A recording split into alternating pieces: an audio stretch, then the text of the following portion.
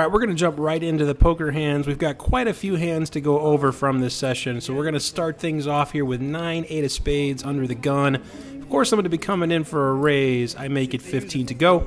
We're going to get two players that decide to come along here in this hand. We're going to get called by the button, and we're going to get called by the big blind.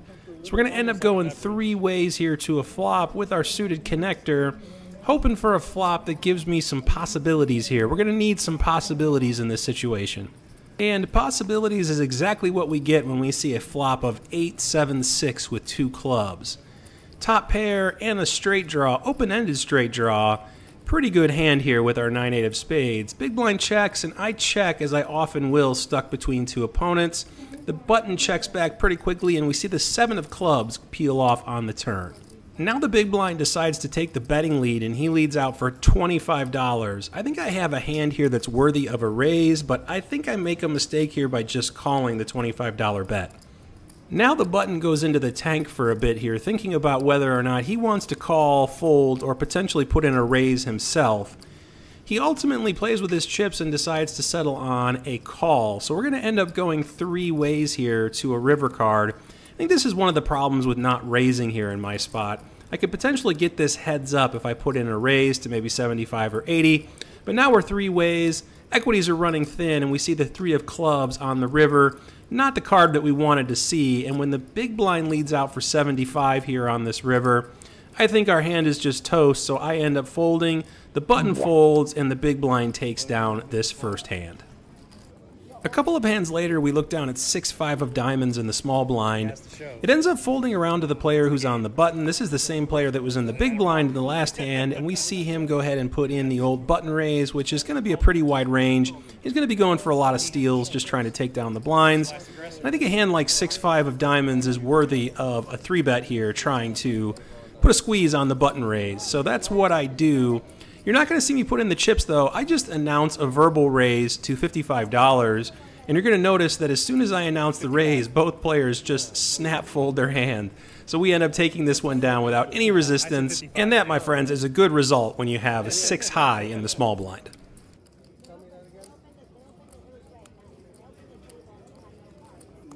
Alright, next hand we look down at Ace Jack of Diamonds, a pretty sweet starting hand if I say so myself. We see one player who decides to limp under the gun. Everyone else folds, and now it's back over to me, and I am in the hijack seat here. Definitely going to be opening up here, and I just go with my standard open. I raise it up to $15. I think it could be going a bit larger to maybe $20 when I have a limper in the pot, but I've been finding that the standard $15 raise seems to work pretty well, and I get it heads up quite often, so I just go with 15. But unfortunately this time the button decides to tag along. Both blinds get out of the way, and the limper puts in the call as well. So we're going to end up going 3 ways here, stuck in the middle between 2 opponents once again to the flop.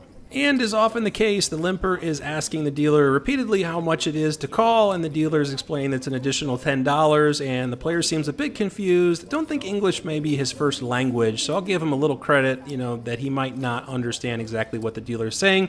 He eventually does put in the 2 red chips, and we're going to go off to the flop. What do you got for us, dealer? You're going to give us the nut flush draw. We see deuce, deuce, 9 with 2 diamonds. We've got 2 overs, we've got the nut flush draw. I think we've got a pretty damn good hand here, and we've got quite a bit of equity. So when the limper decides to check it over to me, I'm going to fire out here and take the lead and continue to bet on this board. And I settle on a sizing of $35. The button doesn't think at all. He just snap calls this $35 bet. The money is in there quicker than I can get the bet out there. The under the gun player who limped gets out of there, and we're going to go heads up now to a turn, which gives us top pair with a decent kicker. It's the ace of clubs. When the button doesn't think about calling the bet on the flop, I just don't think he has much of a made hand, so I think the play here is to check, and I make a mistake of continuing to show aggression and betting. I fire out for $75, the button snap folds, and we don't get any additional value here with our top pair and our monster draw to the nut flush, so I think checking would have been better. I do think the button would have stabbed at it had I checked, and we would have potentially gotten more value with our hand. Turn top pair with the paired board. I can already see the comments in my mind. I'm going to be called a nit for this one, so let's get into it. I've got Queen Jack offsuit. I am in the low jack position. We see a player in middle position decide to put in the $5 call, aka limps into the pot. I'm going to be raising this up, really just trying to get heads up here with the player who limped. I make it 15 to go. Ends up folding around to the player in the small blind who spoils the party and puts in the call. The big blind gets out of the way, but the player who put in the $5 call decides to put in $10 more and come along to see a flop. So we're going to go three ways here. Thankfully, though, we have position this time, which is always a good thing in poker. We end up going to a flop that gives us a gut shot straight draw. We see 3 of clubs, 8 of diamonds, 9 of hearts. We do have 2 overs as well, although it'd be a little bit dicey if a jack or a queen comes out because you never know if you're good. So when it checks to me, I decide to just check here, and we see the binked nuts on the turn. It is the 10 of spades, giving us the nut straight. Now the small blind decides to take the betting lead. He starts with a $25 bet. The player who limp called gets out of the way, and I decide to just call here and get a little tricky with my straight here. I think we've got the nuts. I think we could potentially get more value on safe river cards. And we see the 10 of hearts peel off on the river, pairing the board. Now the small blind thinks for a little while and decides to check. Here's where things get interesting. When he checks to me, I decide to fire out for a bet of $55. I think it would be criminal to check back here on the river with the nut straight. And now this player goes into the tank for a little bit, and I can already see in his verbal expressions and his eyes that he is contemplating a raise. He is not going to be calling here. And he does, in fact, start to grab a large stack of chips and push them out over the bet line. And I snap fold here. I think the snap fold here on the river is where I got too nitty with this hand. I think the player could potentially be doing this with worse hands for value. He might do this with trip 10s. He might do this with a hand like the bottom end of the straight. So I think there is value that we do potentially beat here. I also think that when I just check on the flop and then I call turn, I've shown a lot of weakness. So I've given the player a lot of rope here to potentially bluff me on the river. So then the question I have to ask myself is this player going to be capable of firing a river bluff in this spot? Is this a spot that's going to be bluffed very frequently? And I think the answer is no. I don't think this is going to be a spot that most players are going to be capable of bluffing on the river. So he's going to be doing this with value. That's the conclusion that I came to. The only question is do we beat that value? And I don't think we're going to beat his value often enough to make it a profitable call. I think we're just going to get shown a full house pretty frequently here. So that's the reason why I chose to just get out of the way. I did say to the player, your full house is good, sir, as I folded my hand. And he did noticeably wince and kind of look disgusted when I called that out. So I do think he had a strong hand here. I think my read was pretty spot on, and I think I made a good fold in the end of the day, although it does seem pretty nitty to fold the nut straight. We are down about $150 or so now on the session. Let's see if we can't turn things around, and let's start with Queen 10 of diamonds in the hijack. Folds over to me, so I raise it up, I make it 15 to go, and the player in the cutoff puts in the call. Heads up to a flop after the button and the blinds get out of the way. We see a flop of King Deuce 6 with 1 diamond. I go ahead and start off with a check, and the cutoff doesn't think too long at all before checking, so we are going to go to a turn, which is the 3 of diamonds, giving us a backdoor flush draw. I go ahead and lead out here for 25. Player in the cutoff snap folds, and we take down a small pot here with our Queen 10 of diamonds, but it is a step in the right direction. It's a step back up, which is the direction we are trying to go in. So let's see if we can continue with some momentum here. And what better way to get going in the right direction than to look down at a premium holding like pocket jacks. We are in the low jack and it folds to me. I go ahead and raise it up to 15. Player to my direct left goes ahead and puts in the call in the hijack. Cutoff gets out of the way, button gets out of the way, but the small blind puts in the call and the big blind folds. So we're going to go 3 ways here.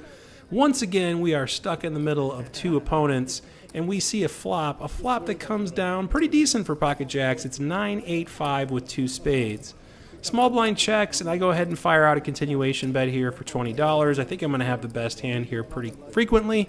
And the hijack decides to call, and the small blind decides to call. So we're going to continue going 3 ways here to a turn. And we see the 6 of clubs on the turn, completing a lot of the straight draws. So when it checks to me, I go ahead and check, and the player to my left checks as well. So now we're going to go to the river, which is a 9 on the river. Small blind goes ahead and checks, and I think about firing out a bet here, but I decide to just go ahead and check and see what the player in the hijack wants to do, and he wants to check. So with all the checking going on, I think I have the best hand, and that is until the small blind turns over ace-9 offsuit for trip nines on the river. Guess he was waiting for somebody else to bet his hand. Still down about $150 on the session, but we've got a chance here to make some back when we look down at the hockey sticks, the pocket sevens in the small blind. We see a raise from a player in the low jack, he makes it 15, it folds over to the player in the button who decides to call 15. And I decide to just call here as well and see if we can't connect with the board. I fire in for 15, big blind gets out of there, and we're going to go three ways here in the worst position to a board of Jack 9-7 with two spades. I start things off with a check here like I often would, checking to the preflop raiser who decides to continue firing on this board. He goes ahead and fires out a bet of $25. The button decides to call this $25 bet. I think I have a mandatory check raise here with the hand that I have being vulnerable on this board. I think we want to start getting more money in now while we rate to have the best hand. So I put in a $100 raise here. Small blind goes into the tank for quite a bit here. He tanks for maybe 15-20 seconds thinking about it, and looks like he's contemplating on raising, which obviously would be music to my ears. I mean, sure, we could be beat by a set of nines or a set of jacks, but if that's the case, then it's set over set. We're just we're getting stacked here. But he does fold. Button doesn't think long at all, and he gets out of there as well. And we end up taking down a small pot here with our flop set.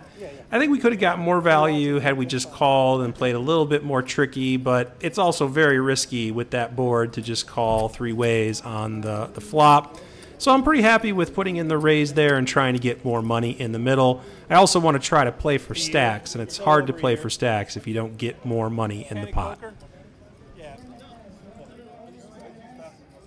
We're slowly climbing our way out of the hole here, and I look down at King, Queen of Diamonds. Pretty good hand when you're trying to make a little money here at this game of poker. 2/5 of a royal flush. I go ahead and raise it up. When it folds to me, I make it 15 to go, my standard raise here. And it ends up folding around to the player in the big blind who puts in the call. So we're going to go heads up here to a flop in position. A nice outcome with a strong hand. And we see a pretty good flop. We see Queen 7-6 rainbow, giving us top pair with a good kicker. So when he checks it over to me, I'm going to fire out a small continuation bet here, about a half pot size bet of $15. And he quickly calls. So we're going to continue on to a turn, which is the 3 of spades. Shouldn't change much, so when he checks it over, I am going to bet, and I announce a bet of $55. Unfortunately, the player pretty much snap folds here after I put the bet out. He doesn't think too long at all and just lets his cards go, so we don't get any additional value here with our top pair good kicker, but we do win a nice little pot here to continue going in the right direction.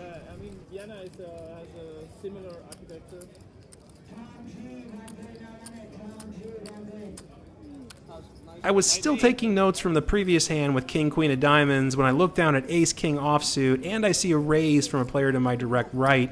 I just go ahead and call with Ace, King here, which I know, it's a bit nitty and a little passive, but I was still in note-taking mode. I wasn't in poker playing mode. It's hard to switch back and forth sometimes. But we do see a flop of King, King, Jack with 2 spades and 1 club. Pretty damn good board if I do say so myself. So when he leads out for $10 here, I just call the $10 bet and we go to a turn, which is the 6 of clubs. Brings in a flush draw. There's actually 2 flush draws on the board now. And when he checks, I decide to bet here for $35 for some value. And the player is not folding, and it looks like he wants to put in the call. It looks like he wants to come along for the ride and see what happens on the river. And he flicks out a green chip and 2 red chips. And we are going to go to the river, which is the 9 of clubs. It does complete the backdoor flush draw. He checks, and I get super nitty here and check back. You what? I think I could have went for another bet here and probably gotten a little value. I don't know what he had. I don't know if he had a pair. I don't know exactly what he called with on the turn, obviously, but I think that's a mandatory bet there on the river. It's going to be tough if we get raised, but I think we do have to fire out a bet. I think that was a really bad check back on my part, but I wanted to show it to all of you. I'm not proud of it, but it's all there for you guys to see, all out there for your entertainment. All right, we're in the black now. We're in profit, so we're playing profitable poker here, although it's not very good profitable poker, just a little bit of profit. We've got ace deuce of clubs under the gun. Of course, I'm going to be coming in for a raise here with my suited ace, especially those wheel draw type aces. Always a good hand, I think, to come in for a raise. I make it 15 to go. We get a call from player in the cutoff. Let's see if we can get through the blinds and make this a heads-up pot. The small blind does, he does oblige. He gets out of there, but the big blind, he does not. He decides to put in the call. So once again, we're going to go three ways here to a flop. And the flop comes down, giving us a pair, although it's not really a great pair. We see the deuce of hearts, eight of clubs, jack of diamonds, giving us third pair on this board. So when the big blind checks, I just go ahead and check here. I've got showdown value, and the cutoff decides to check here as well. So we're going to go to a turn card, and the turn card is the queen of hearts. It does bring in some straight draw possibilities and some straight possibilities, so I don't think we want to do much other than just keep checking here. And it checks around one more time, and then we see the deuce of spades on the river, giving us trips. Now I think we can go ahead and bet for a little value here, a little deceptive value, because I don't think anybody's going to put us on trip deuces. I make it 20 to go, and the big blind immediately says, oh, now you want to bluff at it. So I'm thinking we're probably going to be getting called in this spot, and indeed he does eventually find the call. So we end up showing him our trips, and he just kind of chuckles and folds his cards, and we take this one down. Now we're really starting to work our way into the black here, starting to get into the profit, right, and recognize our hourly rate, which is always it's always what you want to be doing when you're playing this crazy game of no limit Texas Hold'em. The bad news is we go card dead for about an hour after that last hand. The good news is the next cards that we pick up are pocket kings in the cutoff. I raise them up to 15 after it folds to me, and the button decides to put in the call. Small blind gets out of the way, and the big blind puts in the call as well. So once again, we're going to go multi-way to a flop, stuck in the middle between two opponents, and we see the dreaded ace-high flop, ace-jack-7, rainbow. The big blind starts things off with a check, and I go ahead and check here as well. Button quickly checks, and we're going to go off to a turn card, continued three ways to the turn, which is the 9 of hearts. Now the big blind decides he's going to start betting here, and he fires out for $25. And you guys are going to probably hate me for this, but I just fold. I don't know, multi-way in this spot. I just feel like players are going to have so many ace-x hands in their range that are going to connect with that board. Sure, he could be betting a jack, but I don't know. I just let it go, and we're going to move on to the next one. I've noticed throughout this session that I've reverted back to some of my more passive play pre-flop, and this is another one of those spots where I end up just calling in a spot where I should be going ahead and getting in a 3-bet. Hey, we see a raise to 15 from an early position player. Everyone folds to me. I've got ace-king off in the small blind. And I just decide to call here. I go ahead and put in the $20 call, and we're going to go off to a flop, which is good for us. It's ace-jack-7 rainbow. I go ahead and check to my opponent, and he fires out a quick continuation bet of $25. Nothing to do but call here with our top pair top kicker, so I go ahead and flip out a $25 chip, and we're going to go off to a turn card. Turn card comes down. It's the 7 of diamonds. I go ahead and I check over to my opponent, and he quickly checks back. So we're going to go to a river, which is the 6 of diamonds. Now I think I want to try to get a little bit of value with my top pair top kicker, so I go ahead and bet out for $50. He says, I don't think you're floating me light, and folds pocket queens face up, and we end up winning this pot here. Not the best result with ace-king. I think we could have gotten a lot more money in the middle and won a much bigger pot had we not been such a nit pre-flop. All right, last hand of the session, and it's a fun one. We've got pocket jacks once again. This time we are in the small blind. We see a player in early position put in the $5 call. We see the button go ahead and put in the $5 call, and I am not going to be calling here. I'm going to raise this up. I make it 20 to go here. Probably could have went 25 being out of position with two limpers. But no worries, the player to my direct left in the big blind immediately announces a 3-bet to $60. The under the gun player gets out of there pretty quickly, and the button gets out of there pretty quickly, and I just go ahead and put in the call here. I think I could be going for the 4-bet sometimes, but I think calling with pocket jacks makes a lot of sense as well. So we're going to go heads up here, out of position, in a 3-bet pot to a flop of jack 6-6. That's right, we flop the effective nuts, and yes, I know pocket sixes are actually the nuts, but, you know, if he's got pocket sixes, he's got pocket sixes. There's nothing we can do here about that. So I check on the flop, and he quickly checks back, and we see the 5 of clubs peel off on the turn.